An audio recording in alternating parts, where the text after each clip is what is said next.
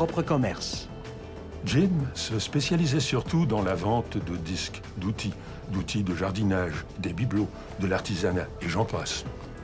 Apprennent qu'il a travaillé avec Russell Mathers en 1999 et qu'ils étaient des amis. Russell travaillait au marché aux puces, jusqu'à des disques.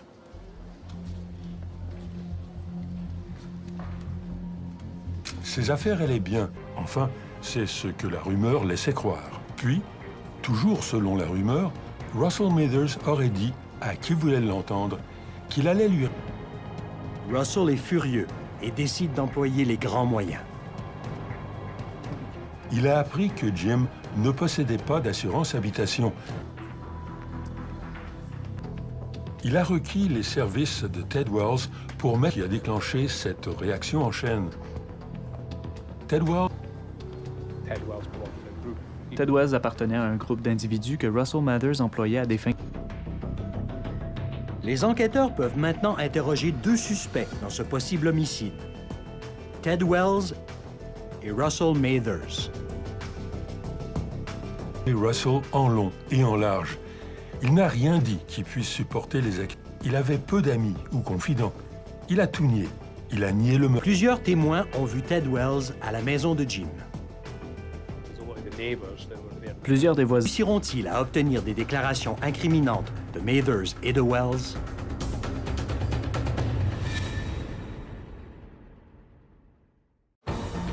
La police de Vancouver a deux suspects à l'œil, Russell Mathers et Ted Wells. Les enquêteurs croient qu'il... Et de Ted Wells. C'est une technique d'enquête intéressante qui consiste à répandre un sujet de conversation dans la communauté dans l'espoir qu'ils rejoignent Mathers ou Wells, ce qui les inciterait à communiquer avec quelqu'un par téléphone, ce qui nous permettrait d'obtenir de la preuve et ainsi venir en aide aux policiers dans leur enquête.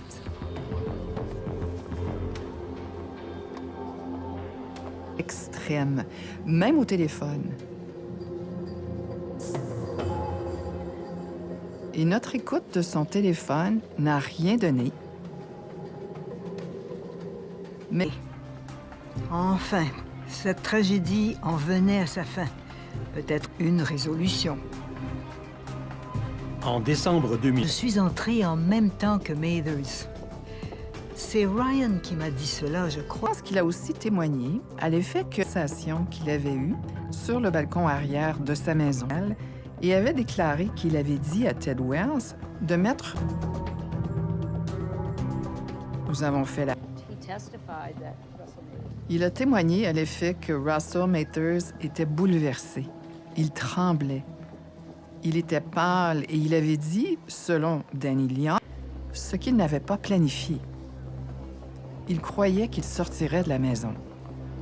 Pourquoi n'était-il pas sorti? Selon M. Lyon, il avait peur. Il était consterné par... est un acte criminel, prouver qu'il y a eu meurtre, la procureure doit d'abord établir qu'il y a eu incendie criminel. C'est couronne. Se basant sur le témoignage de l'expert John Dehan, le juge conclut que l'incendie qui a tué Jim et Nick est d'origine criminelle. Vengeance.